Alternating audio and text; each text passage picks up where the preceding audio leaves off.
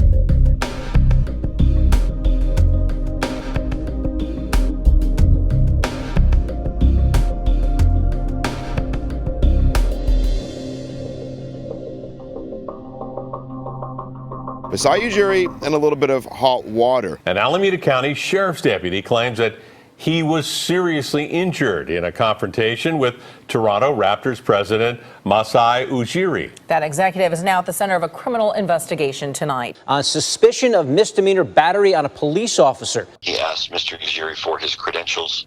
Mr. Ujiri refused to produce the credential and shoved our deputy out of the way. The deputy did not know who Ujiri was, asked him for a credential. Ujiri shoved the deputy out of the way, walked toward the court. And then made a second contact with the officer where, according to the sheriff's sergeant, made contact with the deputy's face. We chose not to make an arrest yesterday. The fact that it was a national event taking place on the basketball court. I learned exclusively the Alameda County Sheriff personally reviewed the footage from the deputy's body camera as well as the security cameras inside Oracle Arena and says he completely supports the deputy. He's recommending the case move forward to the district attorney to press charges against Ujiri of misdemeanor battery on a police officer. The Raptors say they are cooperating with authorities and hope to resolve this situation. But depending on what charges are laid, the sentence can vary wildly, from a simple fine up to 3 years in jail, a stiff price for a celebration. A law enforcement source close to the investigation told me the deputy involved is considering filing a civil lawsuit against Ujiri, the Raptors, and the NBA. An unprovoked, significant hit to the jaw of the law enforcement officer. There was an increased police presence there last night, the sheriff's department told me, because it was the last game at Oracle and they didn't want people dismantling the arena to take stuff home. It may have just been a misunderstanding that boiled over. Obviously, Masai was incredible. I have to imagine. I don't know for sure. A serious concussion, a templar mandibular joint injury, which is a serious jaw injury. You got to know who he is. Like, I don't know about that, Perk, because it was there was. But he had his credential in his hand. Yeah, that I don't know about. No, but I seen it though, Brian. Okay. Not the first time this has happened. There's a team official in some capacity who's supposed to be somewhere and doesn't have exactly what the officer or the security guard wants to see, and sometimes it's a very jostly situation on the court. Absolutely. And people are just trying to get through. The sheriff's office told me that they were specifically asked by the NBA to be strict enforcing on the credentials. That's all I'm going to say. So let's not blow it out of proportion. Right. Only in that, fortunately, no one was hurt in whatever misunderstanding this was on both sides.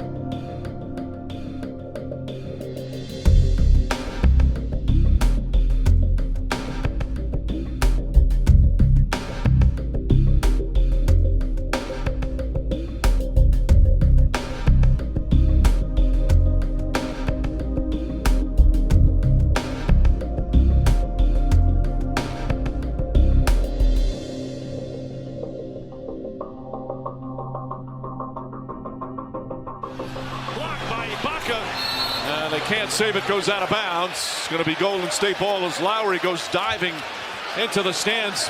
He's upset with a fan.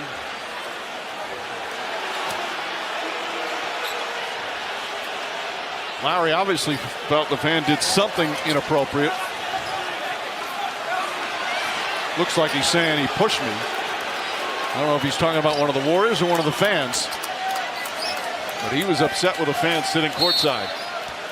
Kyle Lowry found himself in a troubling incident during Wednesday's Game 3, despite his points he was putting up. As he dives into the stands to try to save a loose ball, a fan pushes Lowry as he tries to get up onto the court. The fan was eventually removed from the game. Here's Kyle Lowry describing the incident. He reached over and put his hands on me for no reason. And then he said a couple, some vocal words to me and repeated them repeatedly.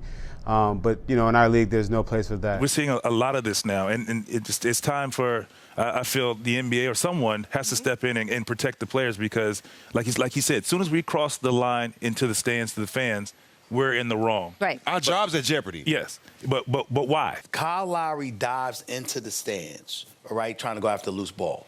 That man was not touched by Kyle Lowry. So you didn't push Kyle Lowry because Kyle Lowry did anything to you.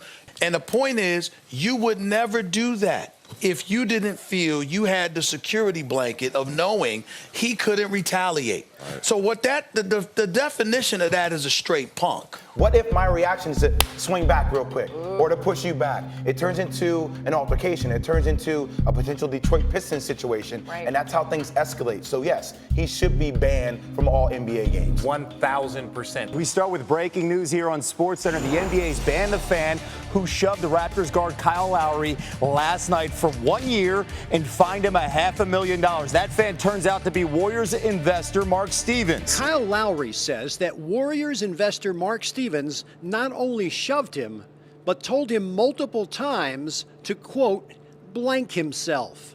I mean, I was furious. I'm not gonna lie. I was pretty upset, and Marc Gasol and kind of came into me, look, kind of, come on, we need you, kind of come back.